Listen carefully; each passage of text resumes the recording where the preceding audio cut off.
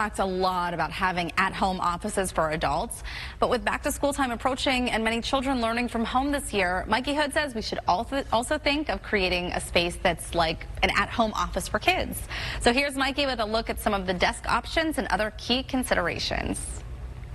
Let's talk about having an at-home office for children. I mean, things are so different this year, and most kids aren't going back to the classroom, so parents have to adapt, right? It's definitely a stressful time for everybody throughout COVID, but especially now for parents.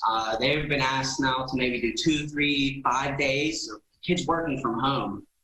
That's definitely going to be a difficult situation for a lot of people, but there are ways to make it easier. Gida recommends creating a learning space at home, maybe using something you already have, like a dining room table. But if you have the budget, consider new office furniture. Laptop, desking, student desk, these are going to be great for like the younger generation. It's going to give you the ability to kind of move it, where you need to in the house while you're doing things to keep your eye on the kid. Another option would be a standard surface with post legs, providing lots of room to work on projects. Lastly would be sit-to-stand.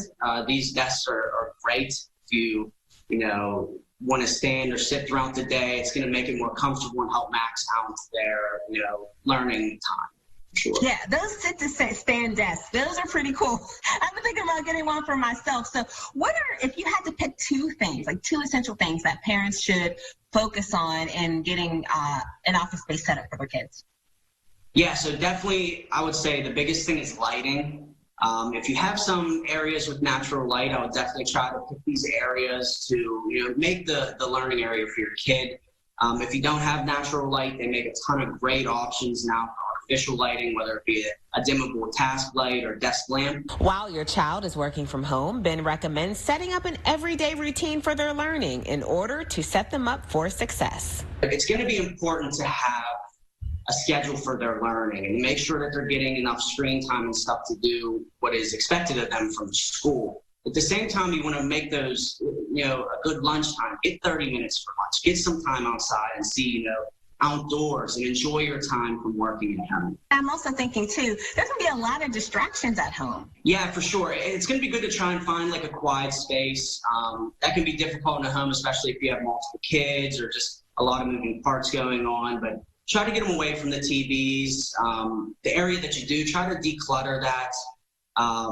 Just put their essential stuff they need for schooling there. I'm Mikey Hood for PTL.